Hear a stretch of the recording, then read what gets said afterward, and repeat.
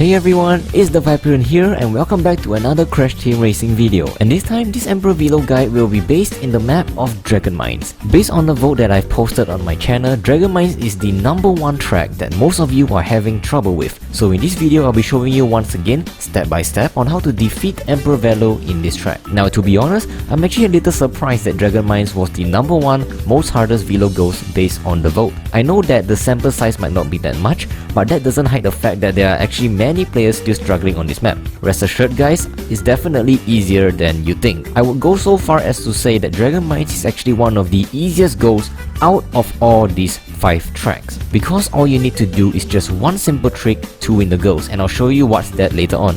Now before we begin, here's what you need to know about beating Velo's goals in Dragon Mines. Firstly, you need to have a basic understanding of maintaining Sacred Fire here. However, it is okay to not maintain it for the entire race, but knowing how to hold on to your Sacred Fire at least for a little bit will be a great advantage for you.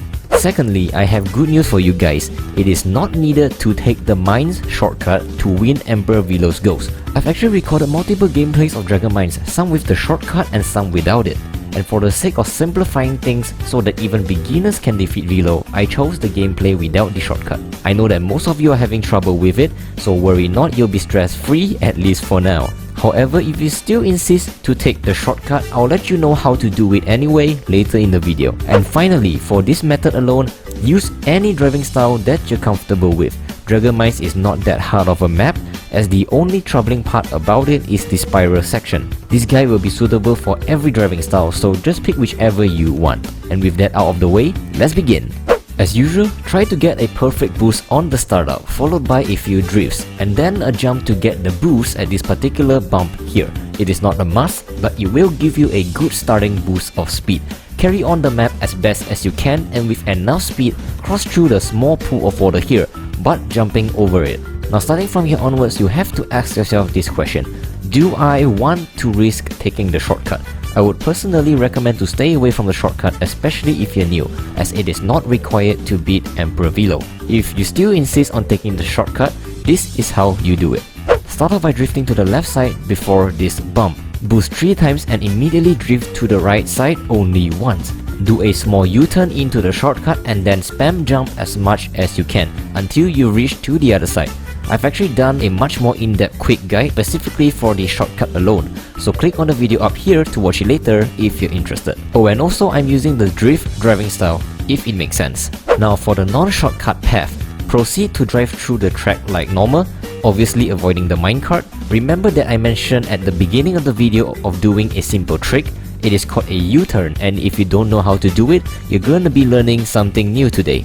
Before you reach the spiral section of the track, make sure to gain enough speed from boosting. Once here, you need to do these few things: jump first, followed by holding the down arrow key, and then only hold the right arrow key and the square button all together.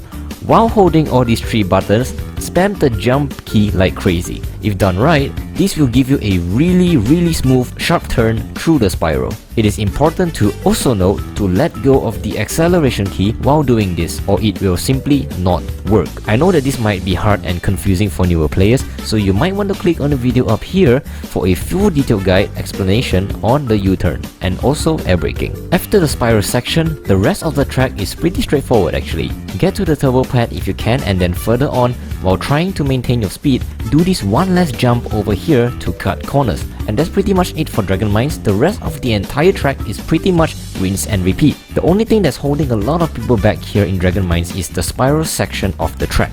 But if you can overcome it with the tricks that I've mentioned, you will be unstoppable. Also, here's a suggestion for you from me. I would highly recommend to practice the Mines shortcut after you've beaten Velo and try to perfect it. I have a feeling that the upcoming developer times will be much more harder. By then, you would most probably need to maintain Sacred Fire from boost pads for the entire race while taking the Mines shortcut, so good luck on that. And that's it for the guide on Dragon Mines. I'm 100% confident that with these tricks, Velo will be the one eating your exhaust. If this guide helped you out, I hope that you can support my small channel by liking the video and subscribing to the channel. Each and every support from you guys are greatly appreciated from the bottom of my heart. If you want a full gameplay of me beating Velo's Ghost in all tracks, you can go there by clicking here. Or if you want more tips and tricks like airbraking, drifting, boosting and many more, click on this on the right side. This is TheViperian signing off. Thank you for spending your time in watching my videos, and I'll see you in the next one.